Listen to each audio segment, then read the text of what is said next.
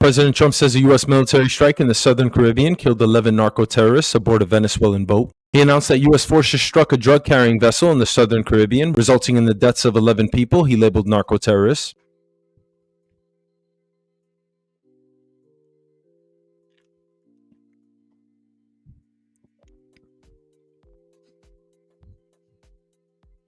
The vessel was reportedly linked to the Venezuelan criminal group Tren de Aragua, which the U.S. has designated as a terrorist organization. On the boat, you had massive amounts of drugs. We have tapes of them speaking. It was massive amounts of drugs coming into our country to kill. Everybody fully understands that. In fact, you see it. You see the bags of drugs all over the boat.